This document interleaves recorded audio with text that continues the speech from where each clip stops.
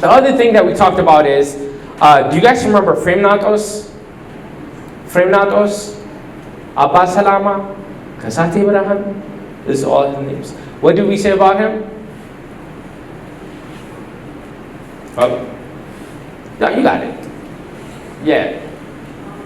That they claimed that he was like the first person to bring Christianity to Ethiopia, but we had like many evidence that he had it from before. Very good. So he was a guy that came from, he was a foreigner, I forget exactly where he came from, but he came to Ethiopia. He raised the prince at the time, Izana, and he taught him Christianity. You guys remember that? And then after the prince grew up, he went to Egypt. He became a bishop, and he came back to Ethiopia. The history book tells us that from now on, according to this way, Ethiopians are supposed to receive a bishop from now on. And this started from the 4th century. What do I mean by 4th century?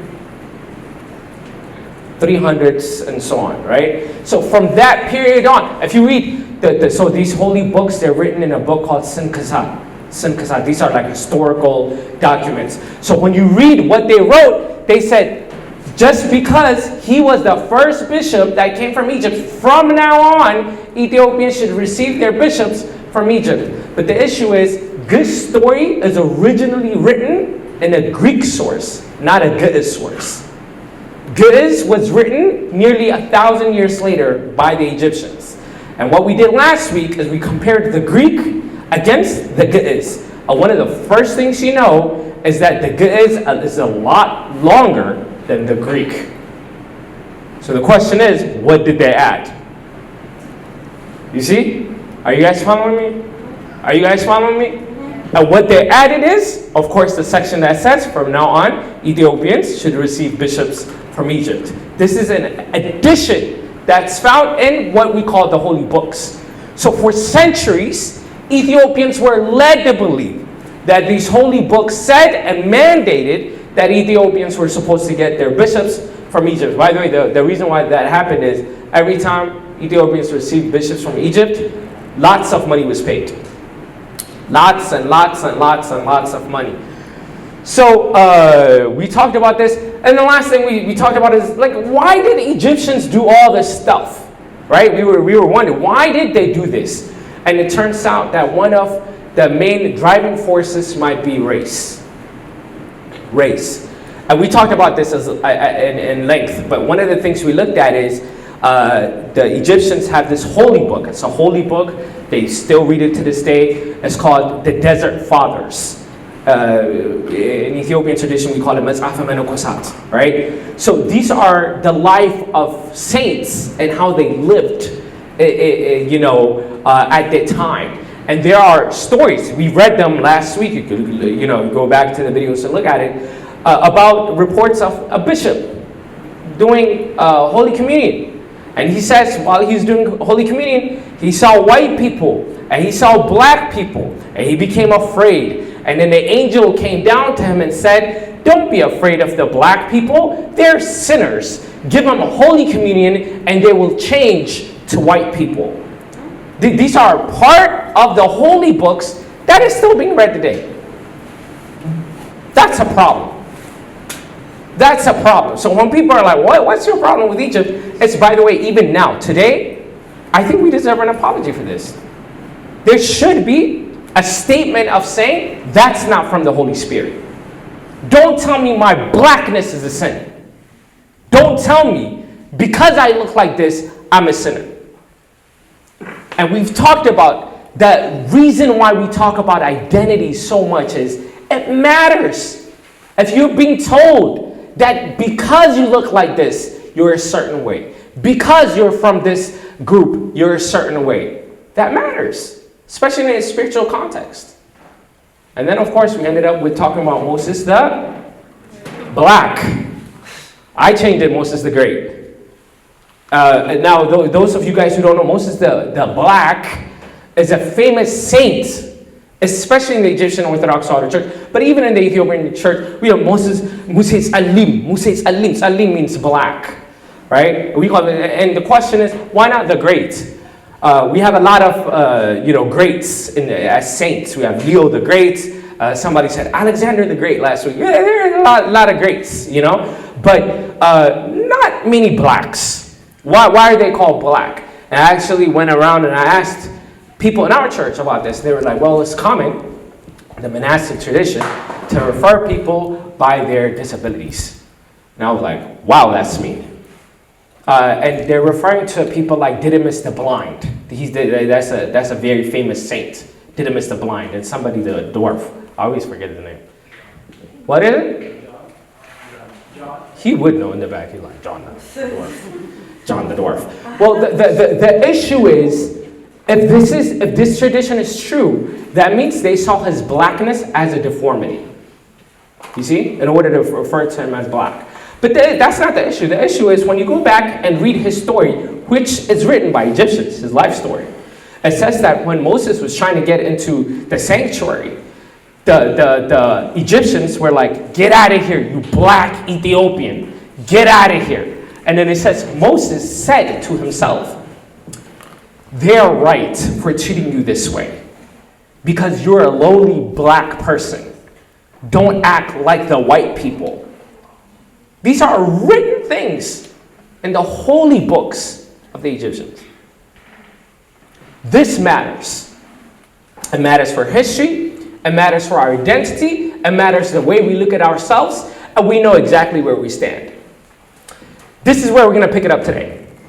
Because once you understand that race was a critical formula for establishing our relationship with Ethiopia against Egypt, then you begin to understand everything else that unpacks from there. Next slide. So, we've so far been talking about the first kingdom, which is known as the Aksumite kingdom. This is where we talked about King Caleb, Izana, Haymanot. Most of the things that we've been talking about is leading up to the first millennium, which is the first 1,000 years. After about 1,000 years later, a different group, a different ethnic group begins to rule over Ethiopia, known as the Zagwe dynasty. Zagwe is referring to an ethnic group known as Ago. Ago, meaning Zagwe dynasty. Now, the reason why these people started to rule, there's several theories, and I've kind of talked about this before, but what happened in the 7th century, do you guys remember something big happened in the 7th century that transformed the world forever? Muhammad, inshallah. The inception of Islam. We talked about this, right? 7th century, no? Yeah. Am I the only one here? I know I'm tired, so I don't know if I'm dreaming or not. Like, I need it. You guys remember, right? We talked about 7th century was the inception, the beginning of Islam. Once Islam started, they started controlling the northern region of Ethiopia and the trade routes. Once a nation cannot trade, the people are like, what are we going to do up here? Because we can't trade anymore. We got to live. Let's go down south. So from Aksum, if you guys know the geography, is up north of Ethiopia. So they start traveling south to a region, Lasta. And these people start to rule. Now, we don't have a lot of written source about these people. They're like mystical people, We don't really know a lot about them except for they existed. And they ruled. That's about how much we know about them. And we know that they spoke a different language known as Ago. And they're Cushitic people. This is very important, people. They are Cushitic. The Aksumites are Semitic. And you're like, why are you telling me this? It's going to matter in a second. I promise. I promise. It's all going to connect. It's all going to connect. Just stay with me. Just stay with me. So these are Cushitic, and the rest of them are Semitic. Now, this is known as language families. Maybe you guys are like, what does that mean, families, right? Like, think of like just ancestral tree family. You have Adam. Adam had, a couple of sons, and their sons had, you know how it works, right? Language kind of works like that. Language works like that. So you have what we call the Afro-Asiatic family at the base, and then you have languages like Semitic languages, and from Semitic you'll have Ge'ez Arabic, Syriac, and so on and so forth. And then you have Cushitic, also from the Afro-Asiatic family. And then you have Cushitic like Oromo, Ago, and stuff like that. Are you guys with me? Oromo, Ago is different from Ge'ez, and so on and so forth. Now, anybody who's done languages, I ask you, Amarinya, is that Semitic or Cushitic? Raise your hand if you think it's Semitic. Raise your hand if you think it's Cushitic. Okay. Cushitic folks, I wonder why you said Cushitic. You just guessing? You're like 50-50. If you guys Google it, you'll get Semitic. Everybody will tell you it's a Semitic language. Including Tigrinya. Tigrinya, you'll be told that it is a Cushitic, a Semitic language. There's a reason why I'm talking about this. It's not just to like say a few words and just stop talking. Historians label these in terms of groups. This is not a real thing that exists, right? Some linguists said, you shall become Semitic. You are Cushitic. The reason why these things are done is it enables you as a historian to say, these folks fought against these folks. These folks don't like these folks, and these folks hate these folks, and it allows you to study history in small pockets. Do you see how that works? Now here's where things get interesting. Languages like Amarinya, Tigrinya are a product of what linguists call pigeonization. And what that means is when two different language groups come together as a society, they speak different languages, so they borrow some words from this group, they borrow words from this group, and a new language is birthed. It's kind of like English and Amarinya. They've invented words like, I'm going up the daraja. And people are like, oh, okay, I'm going up the daraja too, you know? Like, it's just nothing, right? Like, are you quartering? I'm quartering, let's go quarter. You know, like, it's not a problem at all. We're inventing languages and ideas. Why? Because we have two kind of cultures mixing together. And what tends to happen over a period of time is you have these languages that emerge. So Amarinya is neither Semitic or Cushitic, it's the product of both. Tigrinya is not Cushitic, it's not Semitic, it's the product of both. That mixed up, brothers and sisters. You see how it works? You see how it works? So all this political game is because people are thinking you don't know your history. This is why it's important to understand history. We're not just studying history for the fun of it. A lot of the things we're looking at unpacks the lies that are being told about our history. But for historians, that I will get to next time we meet, is written by Westerners, Italians, and partly Egyptians, as we'll look at, meant to divide us, and you are believing the lies. And this is why we have to be in control of our own history. Are you guys with me? Are you guys with me? So let's get into it. Zagwe dynasty becomes in control. They're a different ethnic group from the Aksumites. We do know this. Next slide, please. Now, there's a lot of things we could say about the Zagwe dynasty. If you guys don't know them, of course everybody knows this. Where is this place? Lalibela, the famous Lalibela. These are the people that were associated with the Zagwe dynasty. Now, like I said, not a lot of things is known about them. It's kind of like obscure, and we don't have a lot of writings from this era. But there are two things that scholars agree on. Number one, the Aksumites were in power until about the turn of the first millennium. And the people of Zagwe assumed the leadership position. We know this. This is like kind of the only thing scholars are like, yep, these 2 points definitely happen. But there's two theories about how they came into power. Two theories. The first theory is the obvious. They're from two different tribes, so they fought each other, one beat the other, they were in control, and they started ruling the country. That's one theory. The other theory is it's like a transfer of power. The Aksumite king married somebody from this tribe, and then They started marrying into that tribe, and then they just became dominant. They didn't fight. It was a peaceful transfer of power. Both theories are supported in our holy books. But, of course, scholars, Western scholars, love the fight story. And sadly, even Ethiopian scholars, they love this whole theory of they fought against each other, they killed each other, so on and so forth. Let's go to the next slide. Now, King Lalibela, of course, he's very famous for constructing the church. Go backwards one. What's amazing about this? What do you guys know about this, by the way? What are certain things that you know about the church of Lalibela? Yes. It was said to be made by angels. I love that. Yes, it was.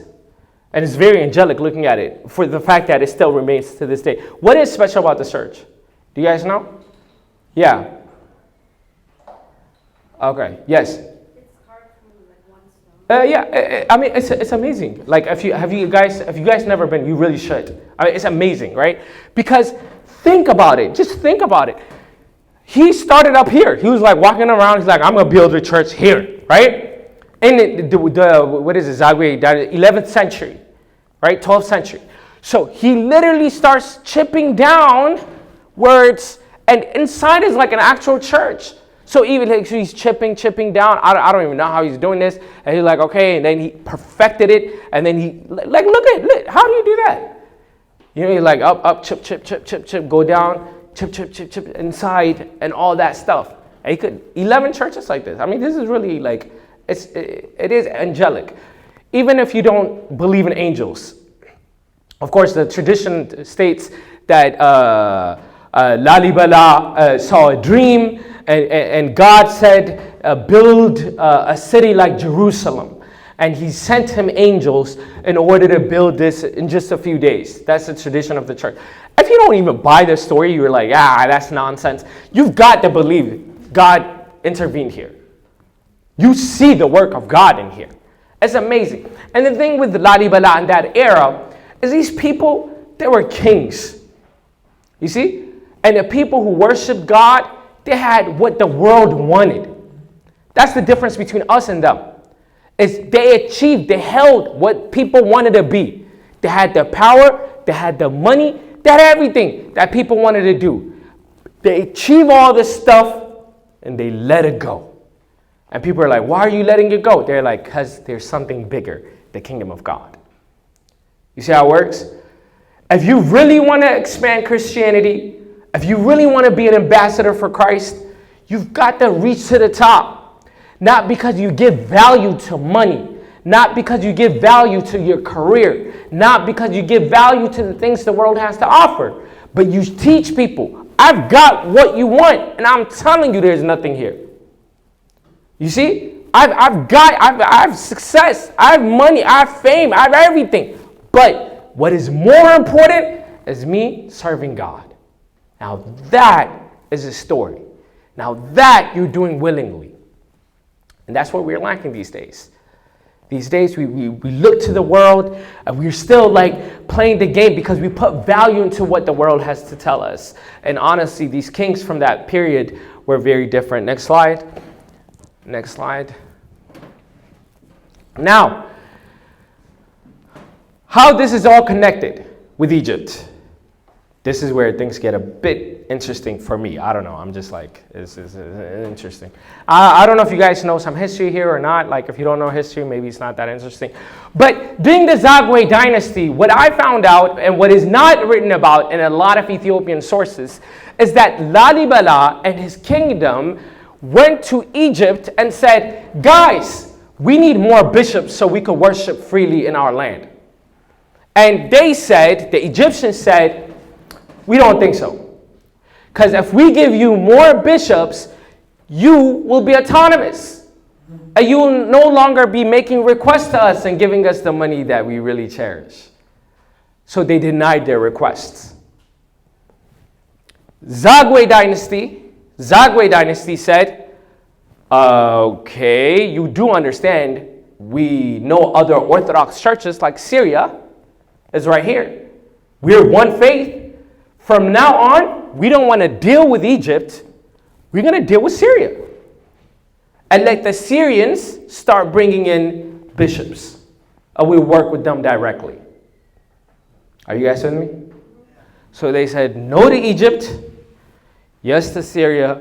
And from that point on, bishops started coming to Ethiopia from Syria. What do you think this is going to do to the Egyptians? Make them happy? Huh? These are the next events that occur. Next slide. It's a bit complex, but stay with me. Here's Lalibela. Usually, you guys know how kingship and monarchy works. Their kid becomes king. That's how it works. Lalibela's son is Yitbarek. Yitbarek's cousin is Nakutolab, known as Lab, Nakutolab. Our sources tell us both were king. What do you think that means? What do you think that means? If you find historical documents that tell you Yitbarek is king, and you find another one that says Nakutolab is king, what do you think that means? Yeah. Somebody's lying or what? Yeah. There was a fight. They both were claiming to be king. Right? Like, no, I'm king. And clearly there was trouble at paradise. They were fighting. While these two were fighting, next slide. Like, I'm kind of tired. A guy by the name of Yukuno Amalak was starting a very different type of war. Now, stay with me here. If you guys remember from the first week or second week or whatever, we said that the Ethiopian queen of Sheba went to Solomon and they had a happy time. Huh? Netflix and chill, huh? And they gave birth to Minilik. We talked about this, right? And after that, all the descendants of Minilik were kings in the Aksumite kingdom. You guys remember? And they were boastful. They're like, we Ethiopians, we're descendants of Solomon, and we deserve this seat. But remember what I was telling you all this time. The Zagwe dynasty is a different ethnic group from Aksum. They're a different ethnic group. That means these guys are not descendant of Solomon. Do you guys see how it works? You guys see how it works? So this Yukuno Amlak guy says, hey, you guys don't know about me. While these two guys are fighting, he's like, I don't care that you guys are fighting. The truth is, I'm actually a descendant of Solomon. So y'all could keep fighting for the kingdom. Y'all could keep fighting for the kingdom. But you're not descendant of Solomon anyway. And I am the actual descendant of Solomon, so I should be king. You see how it works? The next part I'm about to tell you is what's written by the famous Ethiopian scholar, Taddese Tamirat. He's a celebrated Ethiopian scholar. This is what he wrote in his book. He said, Yukuno Amalak gathered his Amhara troops, marched over to Zagwe, killed them, and he became king. Are you guys with me? Yukuno Amalak gathered his Amhara troops and became king in Zagwe. From that point forward, I don't know if you talked to your parents or anything like that, the Solomonic dynasty was formed in 1270 AD. If you go ask your parents, if you go listen to politics, this Solomonic dynasty is branded as the Amhara tribe. I'm not talking about ethnic group. I'm not talking about anything. I'm talking about history right now. Are you guys with me? What is interesting is when he became king, the Egyptian kings called him the king of Amhara. They didn't call him king of Ethiopia. They called him king of Amhara. Why am I focusing on this? Well, there's a lot of problems, and this is, by the way, the accepted view of history, both by scholars and our own people. And they're happy about it. They're like, the Amhara people. The people really like rejoice over this, including people from church. There's a lot of problem with this. Number one, Yukun no Amalek, in any historical books that you guys find, never claimed to be from Amhara, never said he was fighting for a certain ethnic group. All we know is that he became king. All we know is that. The second thing from history that we recognize is the minute this guy becomes king, he goes back to Egypt. He's like, hey guys, let's work together again. I don't like Syrians. You don't think that's a bit odd? You don't think it's a bit odd that this group told Egyptians, we don't want to work with you? And the minute this guy becomes king, he's like, hey, come back, guys. Even though you've done us wrong for the past 1,000 of years, all of a sudden we want to work with you. You don't think it's a bit odd that this guy is going to the kings and the kings are calling him the king of Amhara? It's not a bit odd. It sounds to me like Egypt noticed that these guys were turning their back on Egypt and said, we have to fracture the country. And we're going to fracture it how? Through ethnicity. We're going to get a group of people. We're going to tell them, hey, you're supposed to be in charge. If you're in charge, everything is good. And work with us, and we work with you. And then ethnic feud was started. If you look at history books, there is no mention of Amhara, Tigray, Oromo, and all of the ethnic groups that we look at before the turn of the first millennium. That's a fact. That's a fact. The first time we find these ethnic feuds that we're looking at throughout history started around this period. Is that accidental? I don't think so. Is it accidental that at this period, when he becomes king, we get a book called Fatahanekast from Egypt that explicitly says, let Ethiopians not consecrate their own bishops. We looked at this last week.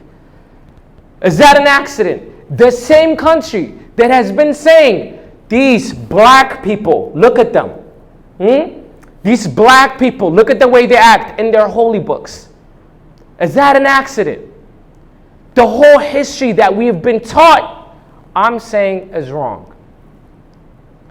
We have to challenge it. The ethnic feuds that we see today was planted in history through the people that don't like us, and we are accepting it even to this day. That's why we study history. When you stop and you start recognizing certain things that have been missed, because history has been studied either by the West or by the people that don't like us. We don't study our own history. By the way, the Ethiopian guy, the very celebrated, if you guys go and say, do you know Taddesat Hamarat? Everybody would be like, of course. He's like Einstein. His sources that he said, this guy gathered Amhara troops, he took it verbatim from an Italian scholar named Carlo Conti Rossini, who's a fascist Italian. He's quoting another Italian guy. Isn't that a problem? Isn't that a problem? So, again, Egyptian's king called Yukuno Amlak king of Amhara. Clearly, this is a huge problem when you look at a person and you label him as a king of a tribe instead of a country. And then, of course, and the biggest problem, and you know why this history just doesn't work, is the picture that we are painted is that these guys fought, right? And when you think of Lalibela, what do you think about Lalibela? When I say King Lalibela, is he a good guy, bad guy? Good guy or bad guy? He's a saint. He's a saint of the Ethiopian Orthodox Church. How do we know he's a saint? How do we know he's a saint? Because these guys wrote about him. You guys understand what I'm saying? Yukuno Amalak is the guy who told us that there was a guy named Lalibela before him and that they were saints. If he was fighting against them, why would he call them saints? Why would he say positive things about the same people he supposedly went to war with? See, the issue is all these things that we're told is written from a perspective of someone who doesn't like us. What do you guys know about Saint Tekle Haymanot? Like when you think of Saint Tekle Haymanot, what do you think about him? What?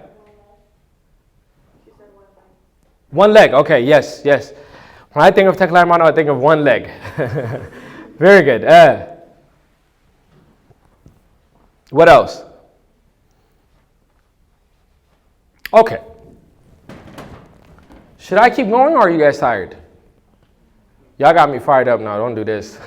I told y'all I was tired, but when I talk about Egypt, I just start flinching. You know what I'm saying? So, what people know about Tekle Haymanot is what we sing about in the Mazmurs. He was a saint and he stood on one leg and had 6 wings and he was a saint. But the actual thing that he's accredited for is actually when these 2 dynasties were fighting, Saint Tekle Haymanot is said to be the one to have merged these 2 dynasties together. That's why he's known in history, by the way. If you read his historical books, a lot of these saints and historical people, they get branded and like really cemented in history when they are connected with a change of like a dynasty or a kingdom or something, right? Then they get branded, like they get kind of cemented in history. And that's exactly what Saint Tekle, if you read a lot of the stories, the biggest thing that he's accredited for doing is kind of merging these 2 kingdoms together. And this is so that you guys understand about history. And I've said from the get-go, when we talk about history, I like to present you with the traditional knowledge and also the scholarship. So you guys could look at the 2 and judge for yourself of what is facts and what's not. So after this, Solomonic dynasty. So what we call the Solomonic dynasty for purposes of history starts with the 1270 AD. And it started with Yukuno-Amalak, and then we have other kings that are kind of small, and then we have a king by the name of Amdazion in the 12th and 13th century and 14th century. And around this time, what starts to happen is kind of this explosion of monasteries. And this explosion of monasteries really changed the course of Ethiopian history, Ethiopian thought, Ethiopian practices, Ethiopian cultures. A lot of the things, especially with Ethiopia in general, forget Ethiopian church, Ethiopia in general, is connected with what happened in the monasteries. The monasteries are the backbone of Ethiopia for several reasons. Number one, we'll look at it in a second, the monasteries are funded by the community.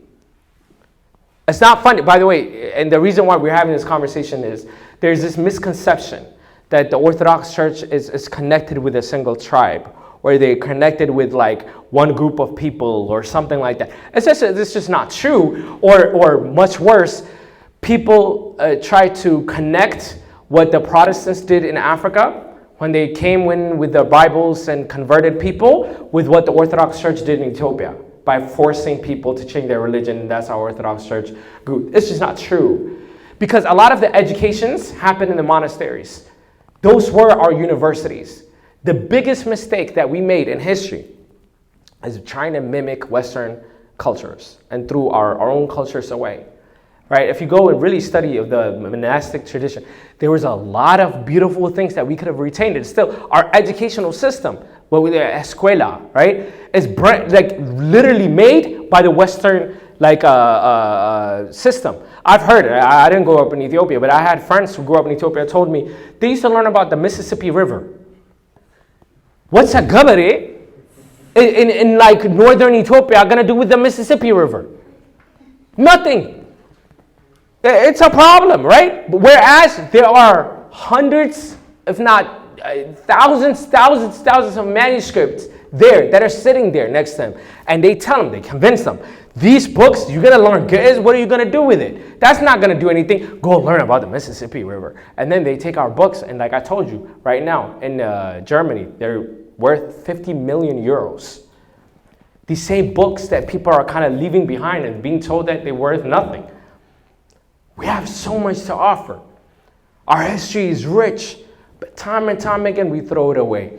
But now what we're going to look at is, if you're going to understand the Ethiopian Orthodox Church, especially if you're going to say, the kings did this, whatever, you have to understand there were 3 major powers that played a role in shaping the Ethiopian Orthodox Church being what it is today. That's the kings, the royal priests, and the monks. And they didn't always get along with each other. The kings, especially actually we could say almost all of them, were Ethiopian Orthodox by faith. But because they were Orthodox by faith, it doesn't mean they always acted in the name of the church. And this is the part that a lot of people confuse, is when a king does something, it doesn't mean that the church is actually doing it. There's a huge difference between the two. Are you guys with me? And actually, we'll see that some of the actions that the king took put the church in jeopardy. We're going to look at that. So let's look at some of this stuff. So the first thing that we're going to look at is how the kings and the priests, the royal priests, didn't get along. The royal priests are interesting because, like it says, the royal priests, they were in the royal court, meaning they were around the king. And they're funded by the king, so they're afraid of him. Do you guys see how it works? Because the king could be like, get out, and they have to get out. He could arrest them, he could do a bunch of stuff to them. So they were always afraid and kind of like on their best behavior when they dealt with the king. But that doesn't mean it always stopped them from speaking up. Best example is Ahmed. Ahmed is accredited for expanding his territory. He did a lot of stuff. But one of the things that's interesting is he had a lot of wives. He had multiple wives. And the priests were like, dude, what are you doing? You call yourself an Orthodox Christian. We don't care if you're a king. We don't care what it is. You've got to stop with all these multiple women. And I can't make this stuff up. The king goes to the priest and he's like, okay, I promise, I'll stop. But let me just keep 2. Just 2. The 2 I can't pick. Is it A, B? I don't know. Right? This is real, by the way. This is part of history. And the priests were like, well, you can't do this. And they try to excommunicate him. So then the king later on exiled them and persecuted them, right? So what this shows you is just because someone, like the kings were Orthodox, it doesn't mean that they were representing the church. And oftentimes the church and the kings did not get along. And actually a better example of this is, of course, the kings and the monks. And the reason why this is a better example of this is, as I told you, the monks were not funded by the kings, especially before the 15th century. What do I mean by the 15th century? 1400 and so on. So all of this changed by the king Zagwe. He's a king that changed a lot of things. So we're going to talk about him today as an example. But understand that the two groups never got along, and the monks had no reason to fear the king. Because what was beautiful, by the way, about the Orthodox Church, again, this idea that Christianity, especially if you go and talk to Americans, it wasn't something put onto the people. It wasn't something that the kingdom did to the people. That's not what happened. What happened is the monasteries were funded by communities. So the people in the region would be like, we want this thing. This is beautiful. So they would fund that area, that region. And the more they funded it, it would become the center for education. And people willingly would go to that place to learn. That's how Christianity spread in Ethiopia. It didn't spread through killing. It didn't spread by forcing. It didn't spread through taxation. It spread in the monastic lifestyles because people funded it. They wanted it to exist.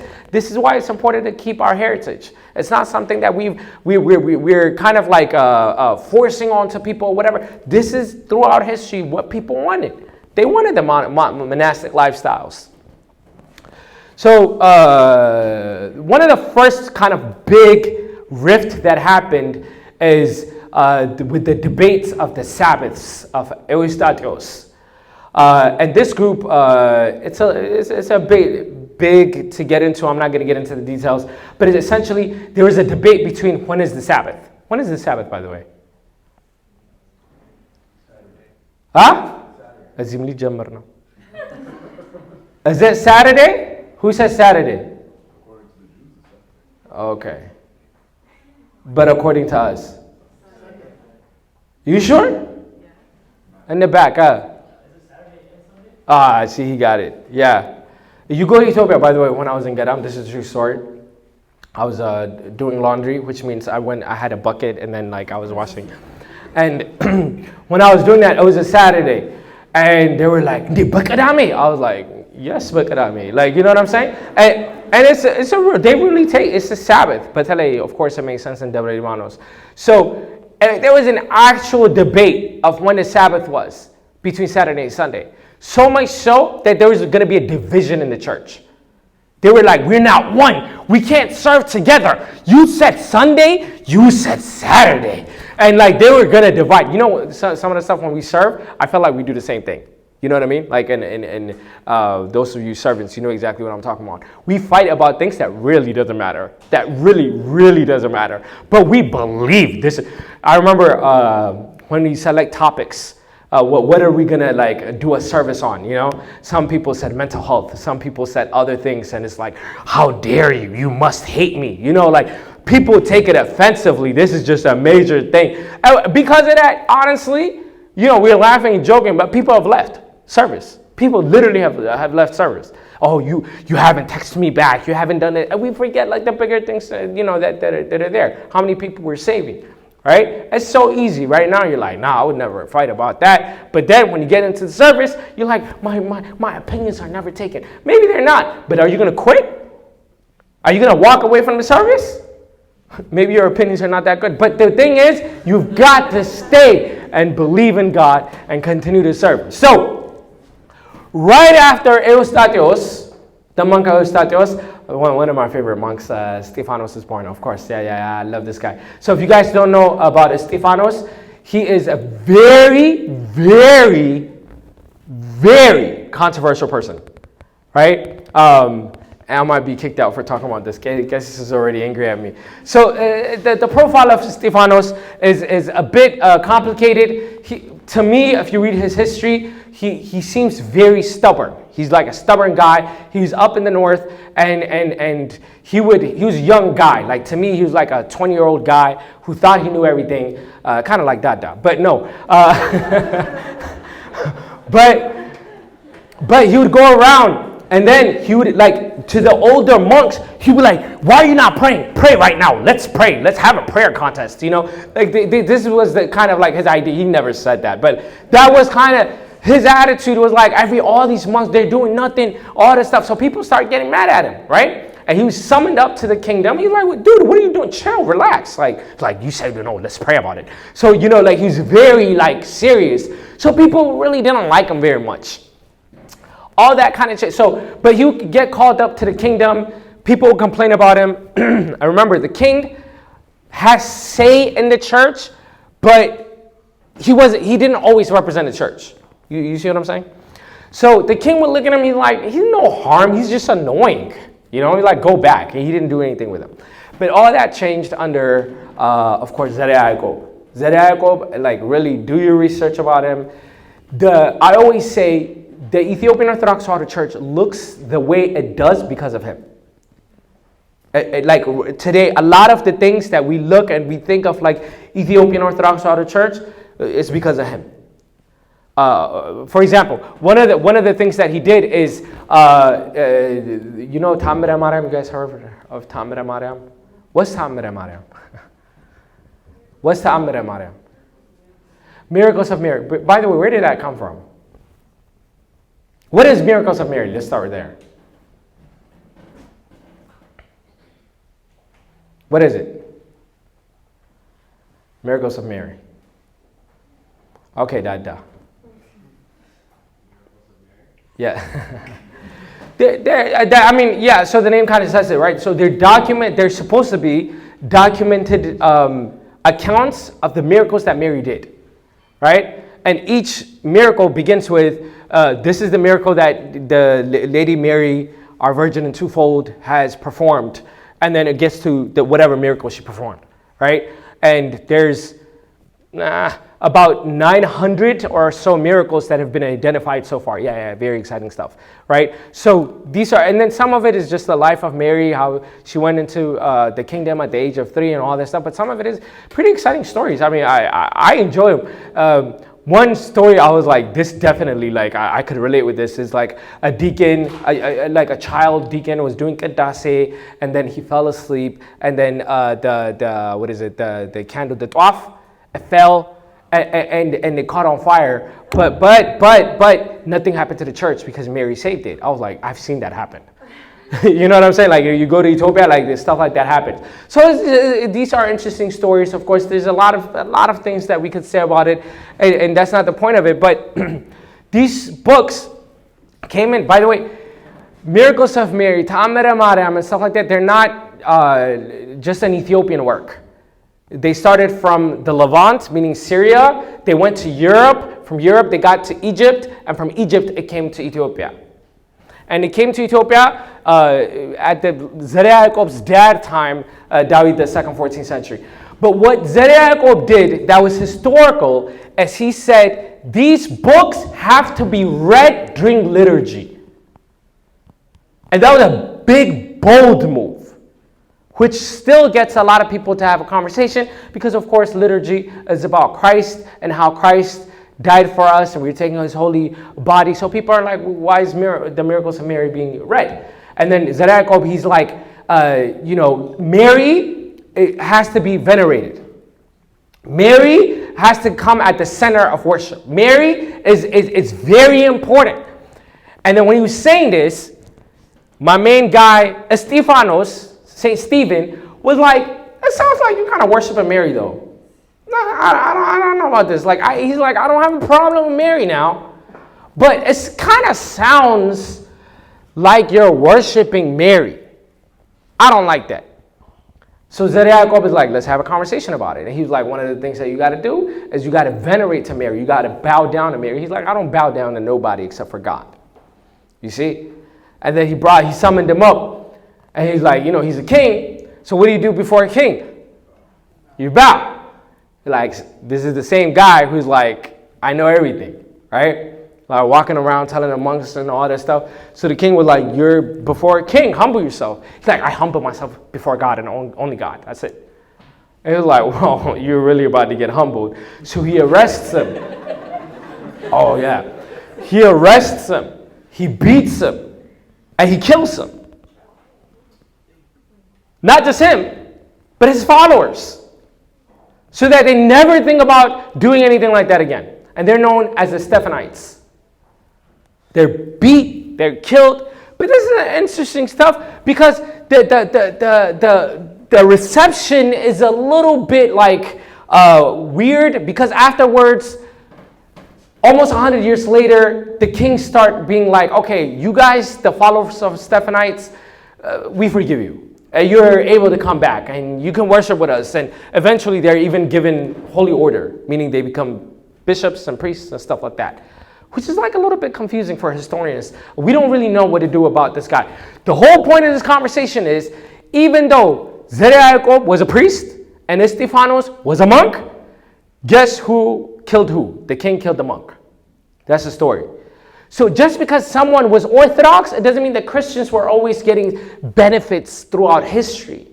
And actually, a lot of the forms and a lot of the actions that Zagwe took got a lot of Ethiopian Christians killed.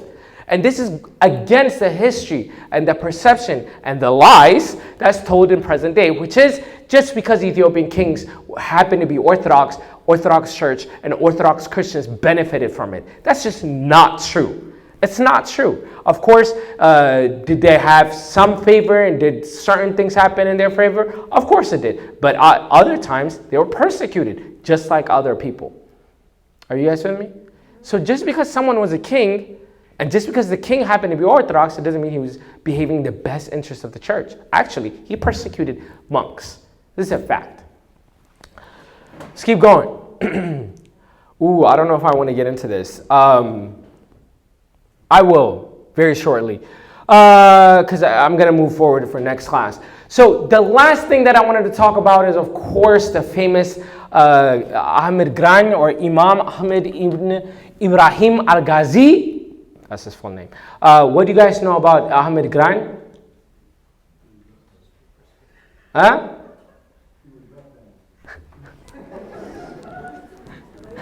He was left-handed because I said Gran. By the way, that's a misreading of his full name. He was not. There's no. But they call him Ahmed the left-handed, but he was not. Yes, ma'am. Yes. What I know is that he was the Muslim that killed a lot of Christians, burned churches, and books, so that we have a lot of things missing. Yeah. So I do. Like when I talk about history, I want to be as fair as possible. So. It's important to read what Christians wrote about Ahmed Gran and what Muslims wrote about Ahmed Gran, right? To be fair. Because it's one thing to talk about the church, it's another thing to talk about history. We got to be fair. And one of the things, is during Amdetsion's period, like I said, that the kings were Christians, and there were a lot of taxes that was imposed on the people, right? So when taxes occur, people tend not to be happy, right? But and this is why I love studying history, because you start picking up on patterns. And one of the patterns that you pick up is a lot of wars are preceded by economic, like, not development. What's the opposite of like development? Economic failure. There it is, right? So when people don't have jobs, they don't have food, they go to war. But then you need a reason to go to war, because it's kind of tacky to be like, I'm hungry, so I'm gonna kill someone. It's better to say my religion is in danger, so I'm gonna kill somebody. You see, it's better. That's a better sell. You could get more people to sign up to that war than, hey, I'm hungry. So what happened is, for centuries, for a long time, the Muslims were feeling like, why are we paying all this tax to a Christian kingdom? We don't like this. We don't like this.